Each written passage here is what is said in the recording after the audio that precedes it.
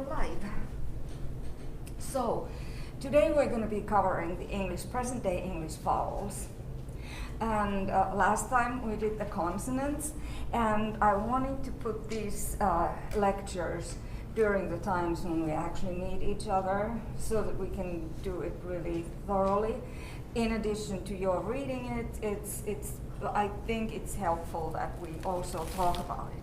Now, the reason for those of you, we have a couple of you who are taking both the English 372 and this class, and the reason why we have to do it in this class as well is that in order for us to know how the consonants and the vowels of English have changed, we need to know what we have today. And we will not start from the old English vowels because they are more foreign to us. We'll start from what is familiar. So we cover the present-day English consonants and vowels, and then once we come to Old English, we'll see what has changed.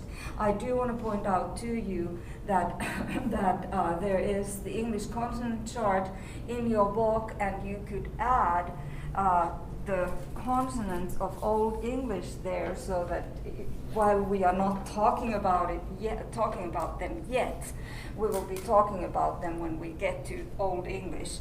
But you can add them there. They're on page 87. They have listed sounds that were used in Old English and which consonant sounds that we have lost. So we can lose, anything. That there may be an animal that is at the verge of extinction, and then it's gone. The next millennium, it's gone. This is what can happen to language as well. We can lose words, that's obvious, but we can also lose some sounds, and we have lost some sounds in English. So, for instance, Old English used to have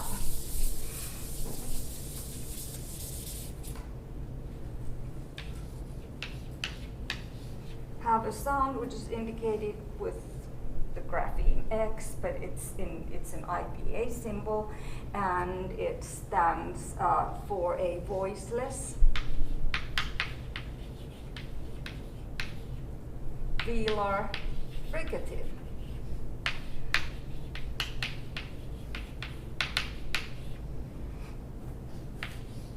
Another sound, and I want to talk about these at the same time, which is indicated with a C with a little bar across the lower part, and this is a voiceless palatal fricative.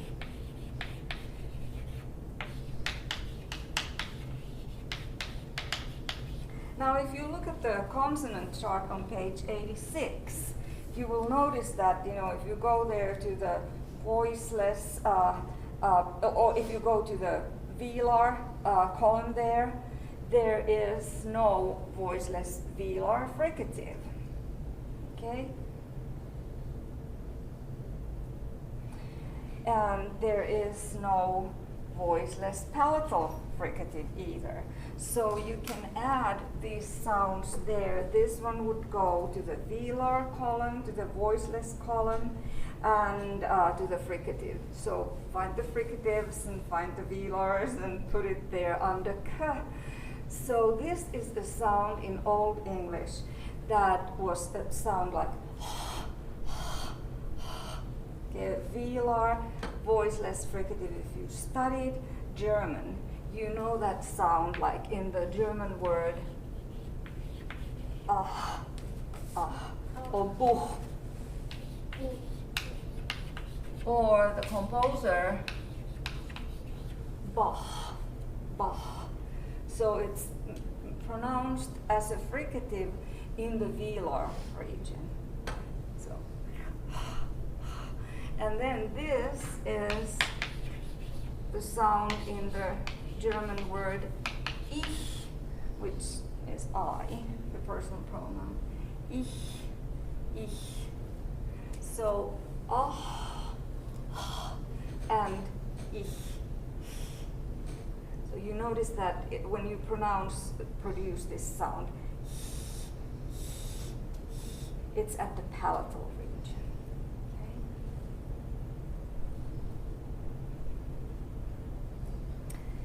There was also in Old English, and this is a hard sound to demonstrate because we don't have any recordings of how this sounded, but it's indicated with this kind of an IPA symbol, and it is a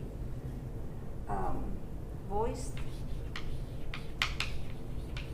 velar fricative.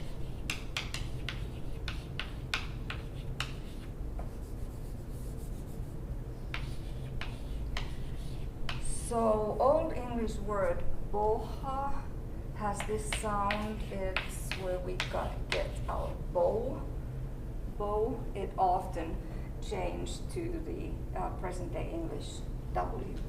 So bow was pronounced as boha, and that and I have to say that I'm doing this with my Finnish accent, so I have no idea how close I am to a native speaker of Old English. But the vocal cords are vibrating because it's voiced.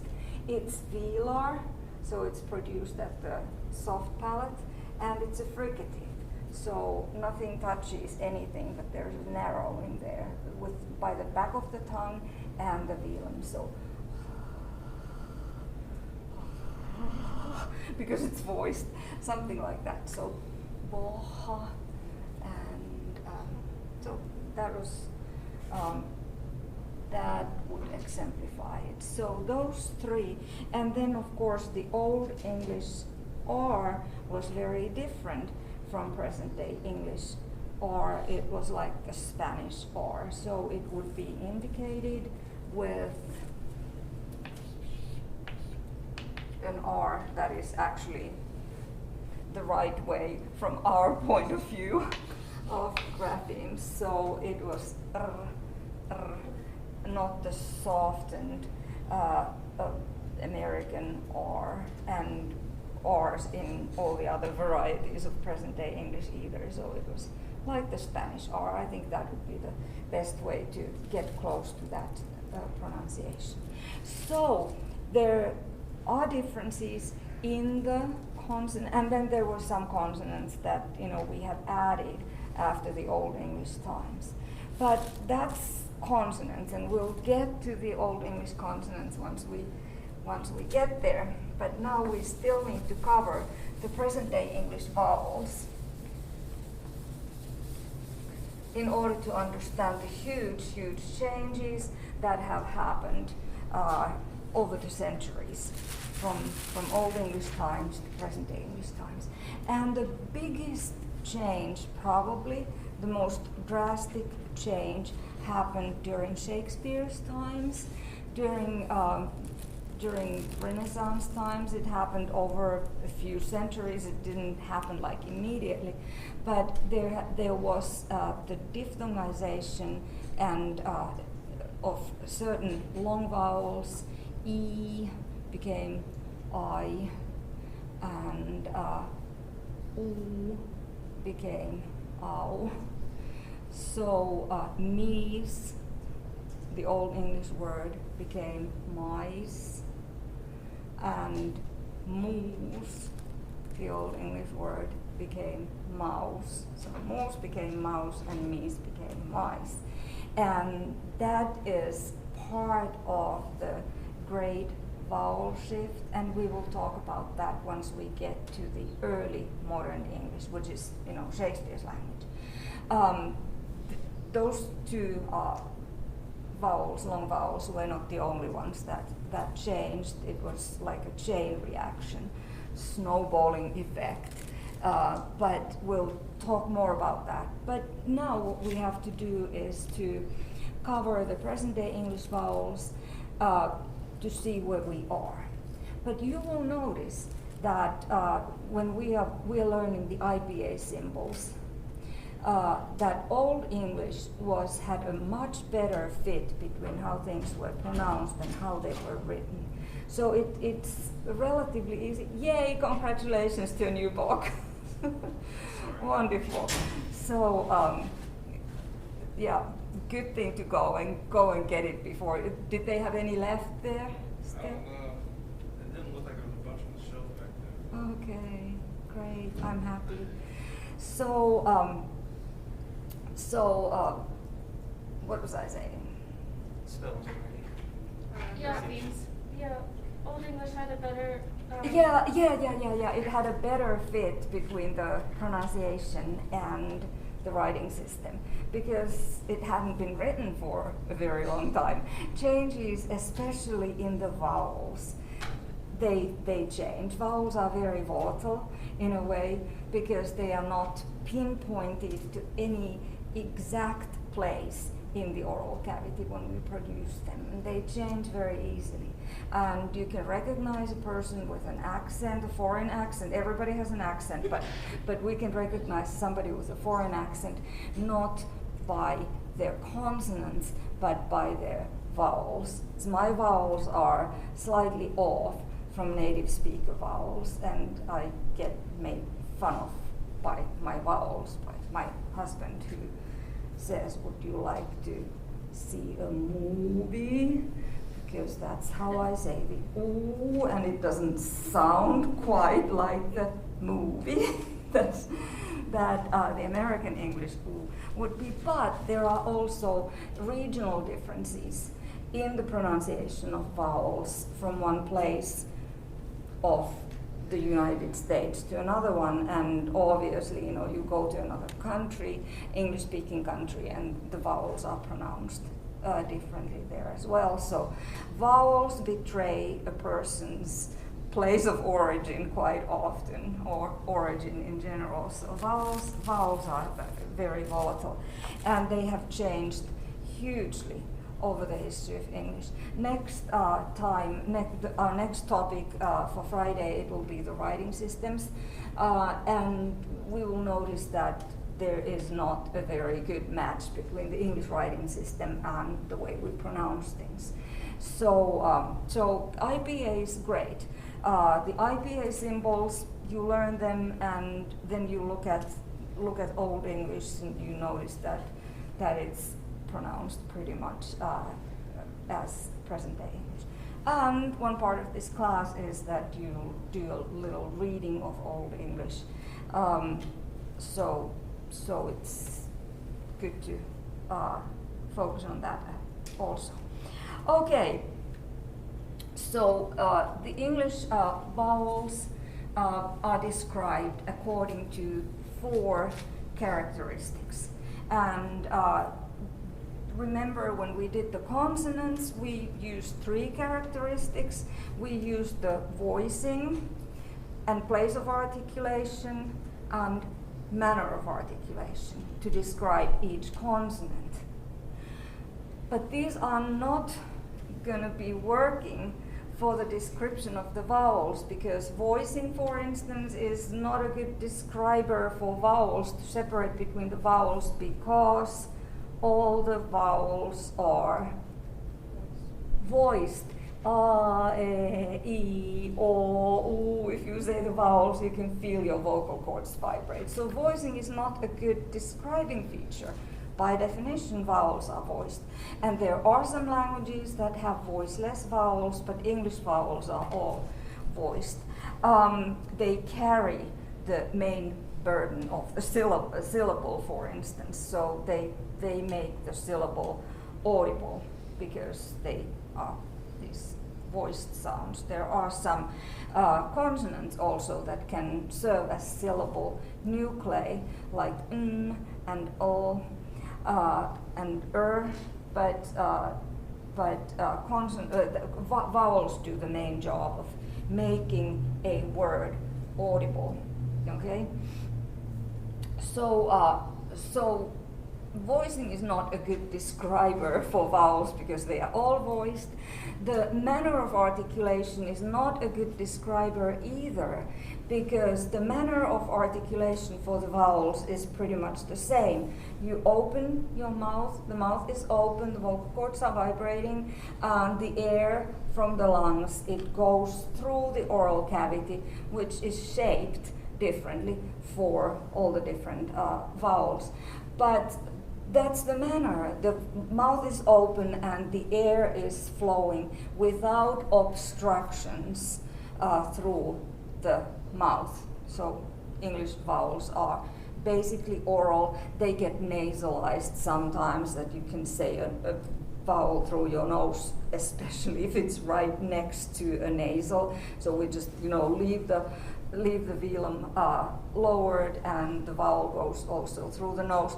But basically they are oral vowels in English. So manner is not good either, because it's pretty much the same for all vowels. And the place of articulation is not a good describer for vowels either, because there's never a clear place of contact or really close narrowing anywhere in the vocal tract for vowels. So like for consonants, when you say all, for instance, you know that it's a lateral sound because the tip of your tongue all touches what? The alveolar ridge, right, behind the front teeth. So we can define the place of articulation for consonants very clearly, and we can test it in our little laboratories that we carry in our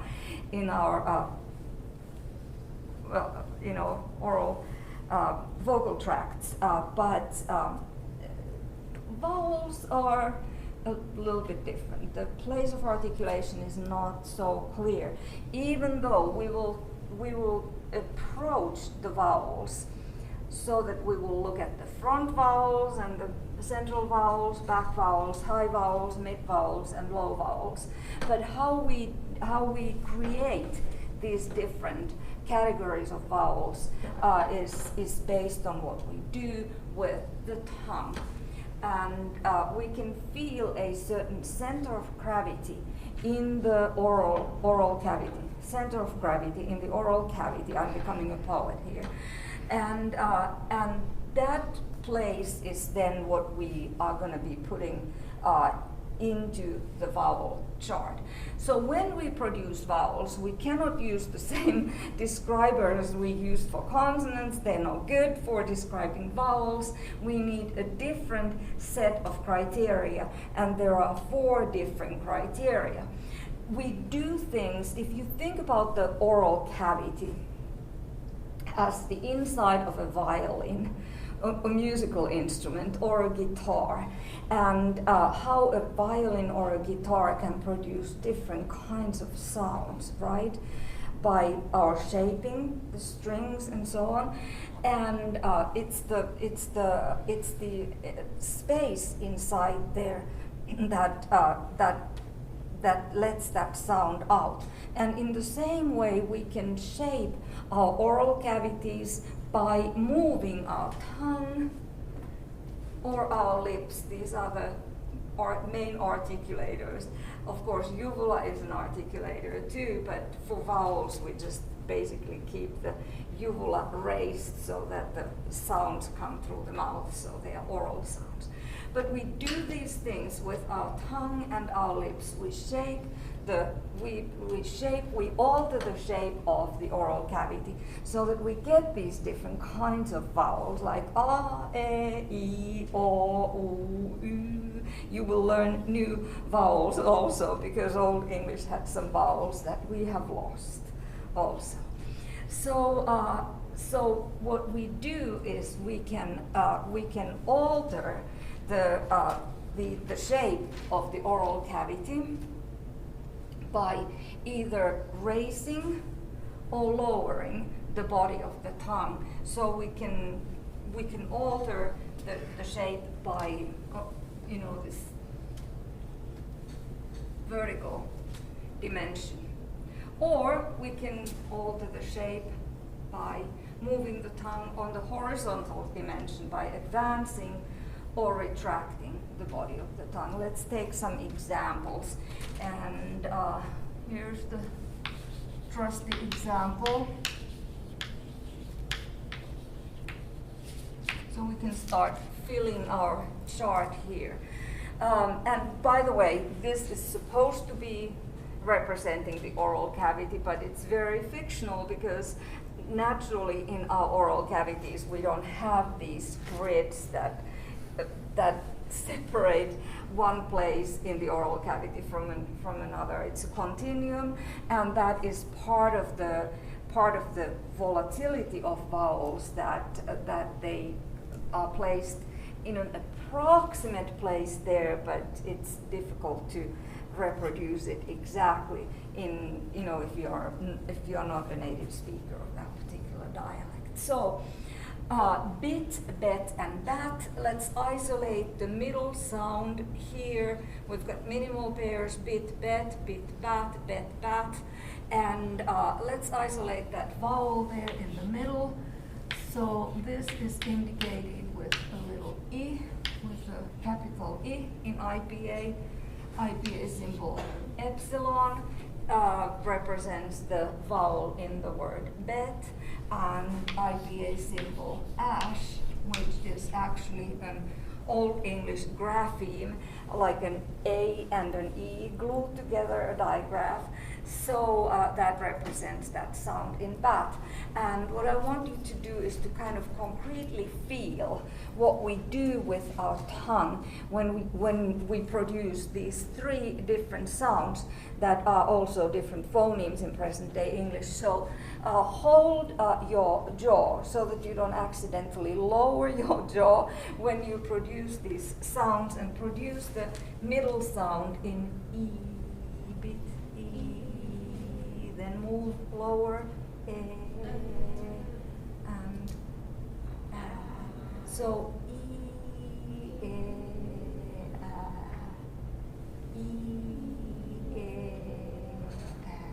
if you hold your jaw, that you don't drop it for you can feel how you lower your tongue. You move your tongue from an up position for E to a mid position for E and to a lower position. And all this happens in the front of the oral cavity. So we have E as a high front vowel in present day English. We have E as the mid front vowel, and we have the low front vowel, A, which is the ash symbol for that one. E, A. So we do that by manipulating the vertical position in the mouth. But we also produce sound so that we move the tongue on the horizontal axis. So when we change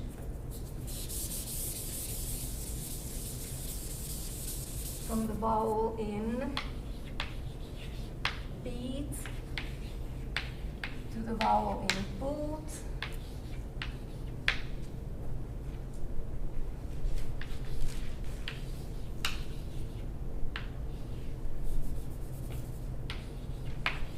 there, E, U.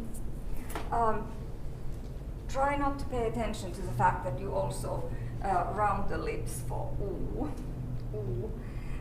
Focus on what you do with the tongue, moving from E to U, E, U. Which one is the front one? E. E. And U. You can feel how your tongue is pulled to the back of the oral cavity. So we have E, which is going to go to the same place in the fictional grid as E, but they are different sounds in present day English.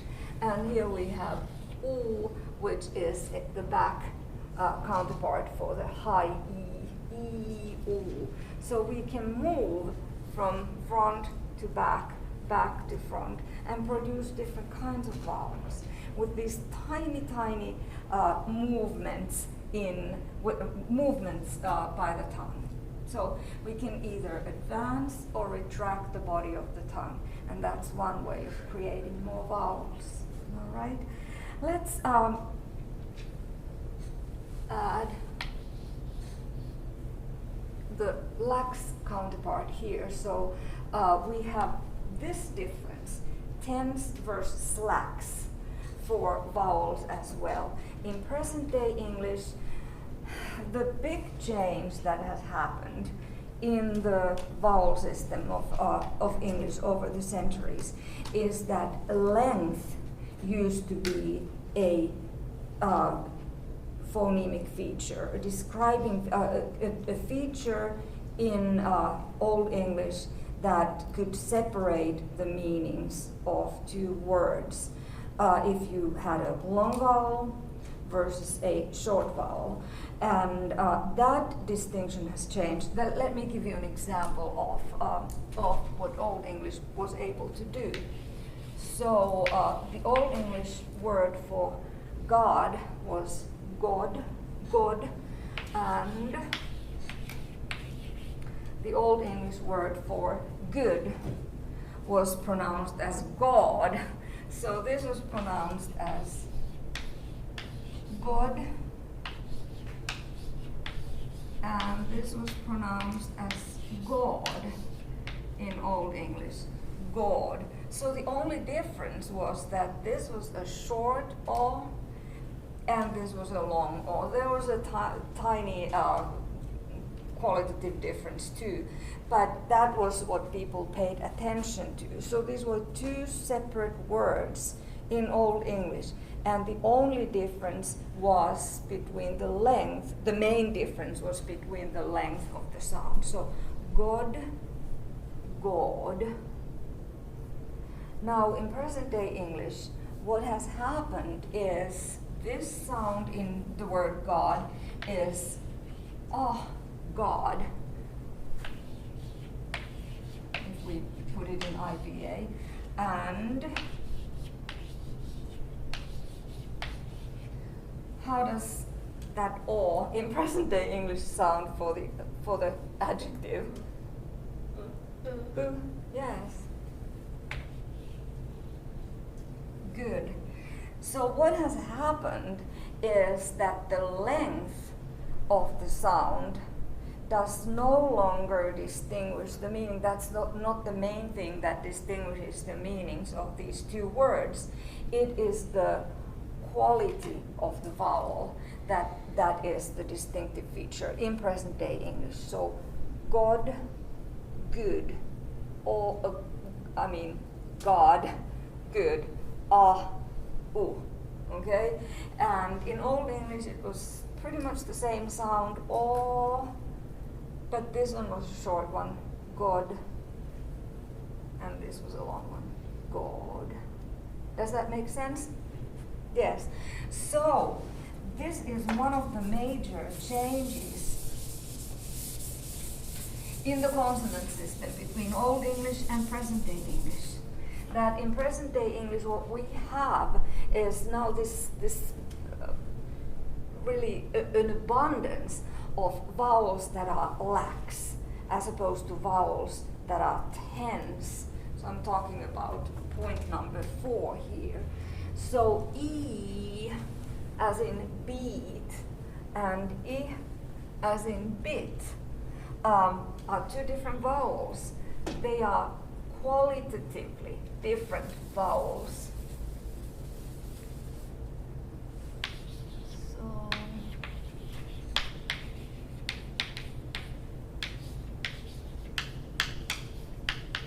here we have the tense E, and here we have the lax E. Okay. E and E.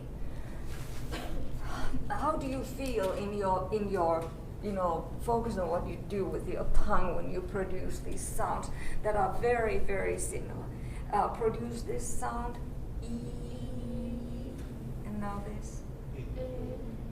Of course, this is shorter because still in present day English the lax vowels tend to be shorter, but that's not the main thing that distinguishes these.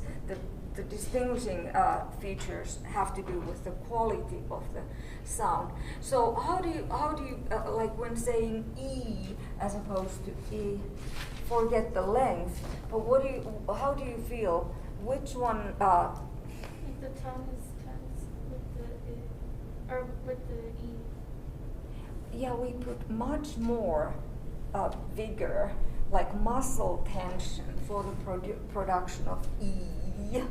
And sometimes I like to say that we probably burn more calories during our lives producing tense vowels as opposed to producing lax vowels, because we just, this is much less muscle tension, much less effort, so to say. Okay, even though the place of articulation is pretty much the same. They are both high front vowels. This is the tense one. This is the lax one. So for tense vowels, we put more muscle tension. Same difference here in the high back vowels, oo and oo, like in the words boot and put. I should have you pronounce these words. So how do you say this vowel?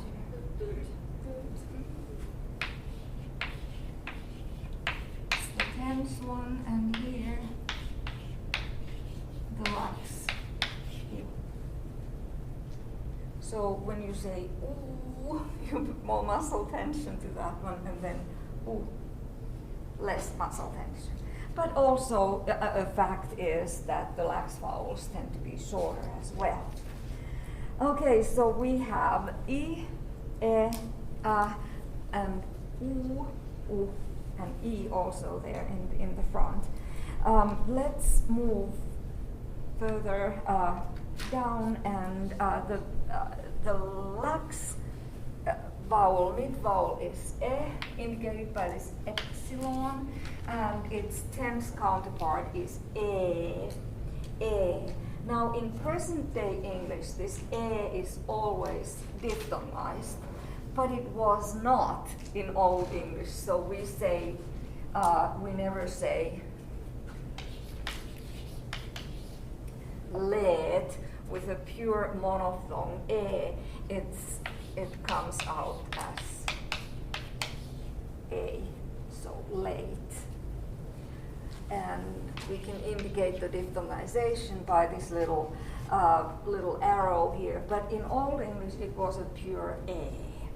Okay, it has a back counterpart, or the tense pure or, and of course in present day English, it's never pronounced as a monophthong, just one pure vowel.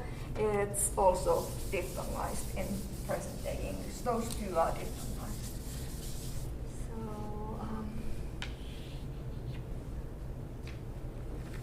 we don't say bought, it's boat, oh. So there's that glide towards an u in these two words. In present day English, we also have the so-called open or, which we find in front of the or sound in present day English, core, or, lore, and that's how it's indicated with like a backward C or an open O, and that is lax. I use these words here, core, or, and lore, because in present day English, many people pronounce this sound has changed. So it used to be this open O, it has lowered. So people pronounce words like caught. I pronounce it as an O, but how do you pronounce it? Caught. Okay. You use a low, unrounded vowel for that. The same vowel we find for in present day English for words like father, ah. So I caught the flu, not caught, but there's again, that's an indication of the volatility of the vowels, that they can change, they easily change, and they move from one place to another in our mouths. Even during your lifetimes, you may change the way you pronounce a certain vowel. So, okay, these two guys here, the low vowels a and ah, they do not have tense counterparts. But we have two more vowels that we need to cover, and those are the schwa and the ah wedge, indicated by the wedge. So these are probably among the really most common vowels in English, and we find the schwa in words like alive, and this one we find in a word like cut, for instance, or butt, the body part. Okay. These vowels are produced in the mid-central region of the oral cavity with no effort.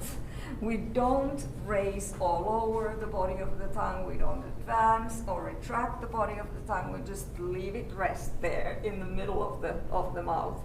And out comes the schwa sound. This is called the schwa from the Indian Svarabhakti. Indian linguists, Svarabhakti vowel. It's a neutral vowel. You don't move the tongue. You don't, do anything. You don't really round the lips. Maybe a little bit, but not much. And this is in the same region, a tad lower, a tad more back.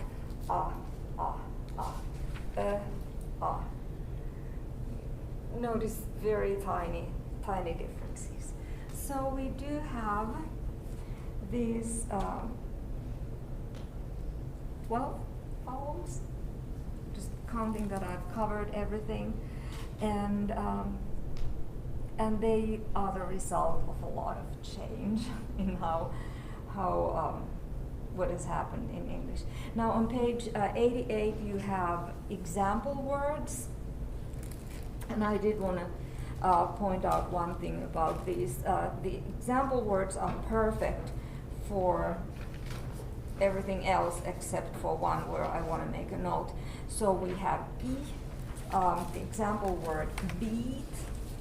The example words are really good to kind of like, if not memorize, kind of look over, because they help you to identify these.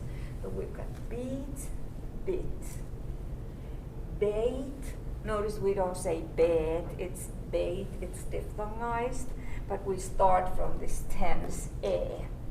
And then we have e as in bet, the lax one, and bat. And then we have boot, and book, and o as in boat, but it's diphthongized, so we don't say boat, we say boat. The glide towards the o. And the next one is the one I wanted to point out. So how do you say the word that is written as such? Bought. Bought. I hear you. So you use not all. If you doubt yourselves about which of these you use for words like bought, look at yourselves in the mirror, and do you round your lips? If you round your lips, or if you don't round them, then you say bought. I bought a new car. I tend to use this one, but my pronunciation doesn't really count because I'm not a native speaker.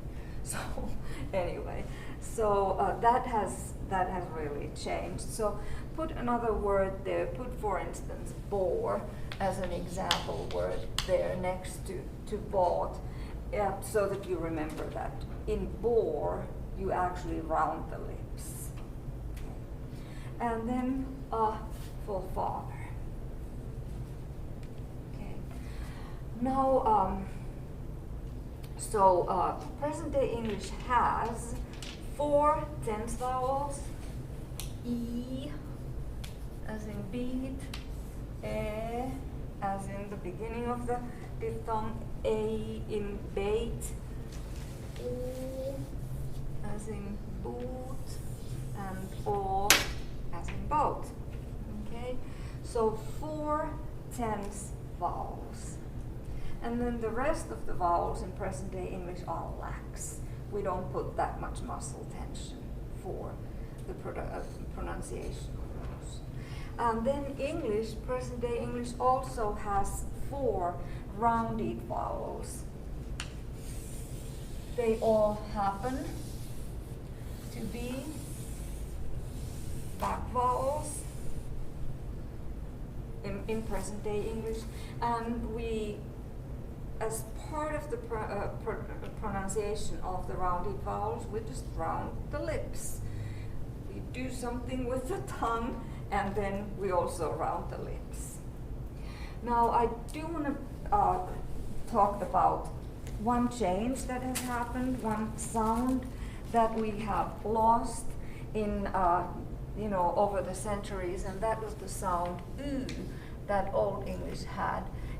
It's indicated in IPA by the symbol Y.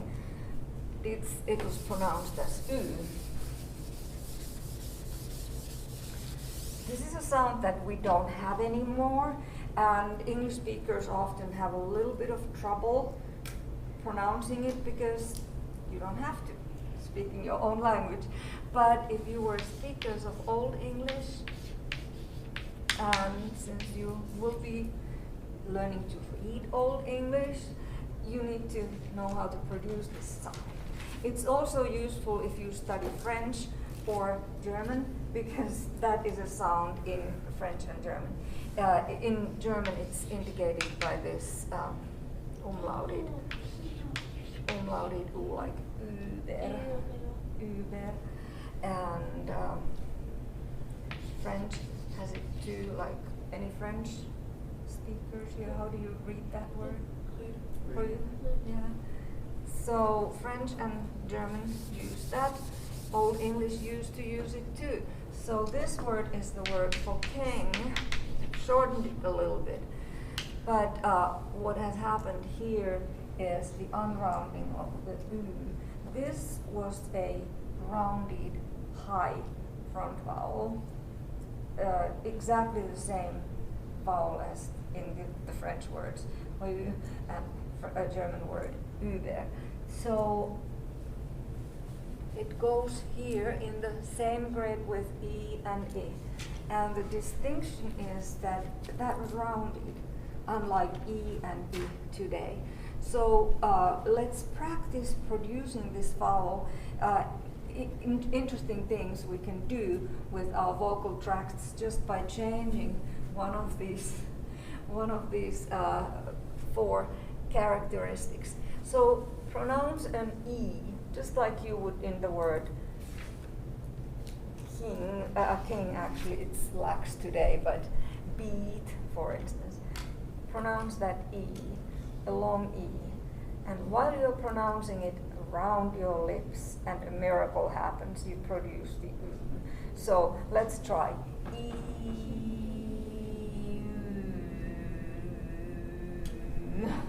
So you don't change anything else, but you just round the lips, and out comes a different sound. So that's the miracle of our vocal tracts, that we can do these little things to just, create more sounds. And this is a useful sound to know how to produce just E with rounded lips. E, okay. And you can say König, your first Old English word. Okay, thank you. And work on Friday. You don't have anything else to do except work on that 2-part assignment, which actually will be graded. Send it to me as an email. Don't try to scan it or photograph it or anything. Just write in a regular Word file, write your answers there, like 1, 2, 3, 4, and this is my answer. So it should fit in one page. So you don't have to send the 7-page PDF back. I mean, please don't. Thank you. And I'll see you in a week.